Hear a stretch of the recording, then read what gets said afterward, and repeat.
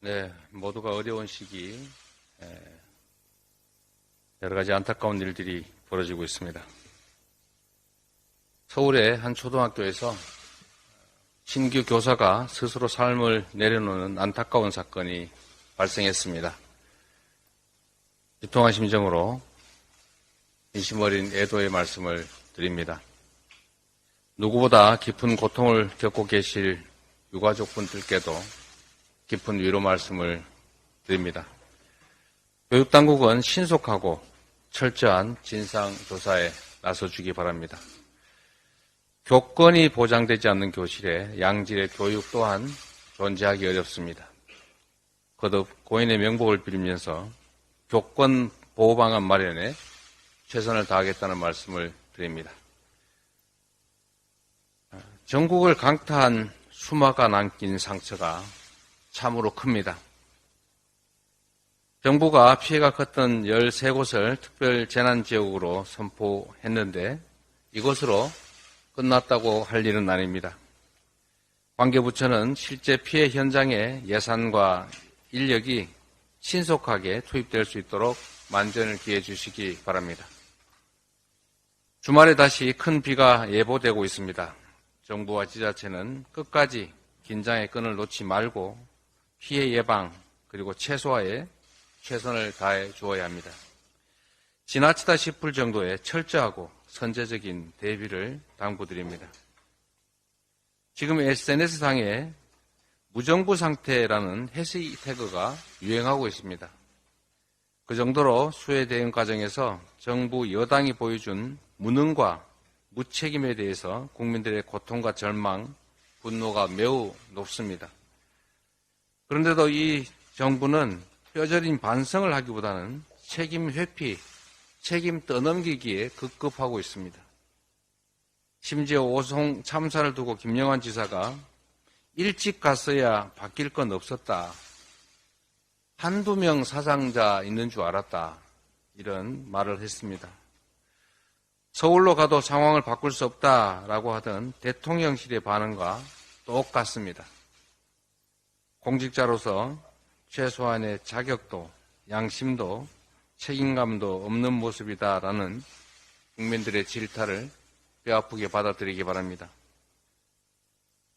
같은 재난을 반복하지 않기 위해서라도 이번 수해 과정에서 나타난 관제의 진상을 밝히고 그 책임을 엄히 물어야 다음에 이런 사태가 재발하지 않을 것입니다.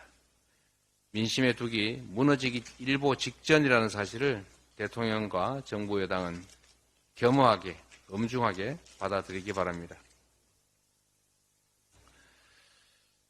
아무리 말을 해도 반응이 없지만 또 얘기해야 되겠습니다.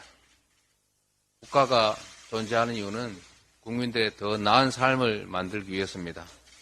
국가의 재정, 예산 다 국민들이 낸 세금입니다. 아카일로인 민생경제가 이번 수해로 더 큰 난관에 봉착했습니다. 수해 상황이 아직 끝나지도 않았는데 채소류 중심으로 장바구니 물가가 벌써 들썩이고 있습니다. 100% 이상 오른 품목들도 즐비합니다. 여기에 8월부터는 버스비, 지하철 요금 같은 공공요금 인상 폭탄까지 예정돼 있어서 국민의 삶이 첩첩산중의 사면초가 상태입니다. 조속한 수해 피해 수습과 민생경제 회생을 위해서 하루빨리 추경 편성 작업에 나서야 합니다. 추경 편성 작업에 나서야 합니다. 더는 시간을 지체할 이유도 여유도 없습니다. 수해로 인해서 물가 상황 전반이 불안해지고 이에 따라서 내수 위축이 더 심해지면 자칫 잘못했을 경우 민생경제 침체 속도를 제어하기도 어려운 비상사태 국면에 돌입할 수 있습니다. 이런 사정 때문에 아시아개발은행이 올해 성장률 전망치를 또다시 1.3%로 하향 조정했습니다. 시간이 지나면 저절로 좋아질 것이라는 장밋빛 환상에 집착하다 1% 성장률 방어조차 어려울 수 있습니다. 초부자들에게는 퍼주고 국민은 쥐어짜는 정책은 정부가 말하는 건전 재정이 아니라 가렴주구 재정입니다. 신속한 추경으로 수해 복구, 그다음에 일상화된 기후위기 대응, 민생 경제 활력 회복, 그리고 특히 미래 산업 경제 기반 확보라고 하는 세 마리 토끼를 잡는 지혜를 반드시 발휘해야 합니다. 가만히 있다고 좋아지지 않습니다. 현장의 국민들 너무 어렵습니다.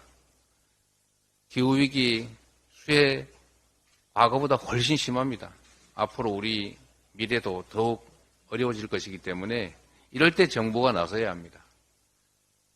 가난하고 힘들고 위기 상황일 때 돈 100만 원 하고 풍성하고 돈 잘 벌 때 100만 원의 가치가 완전히 다릅니다. 지금이야말로 정부의 역할이 필요할 때입니다.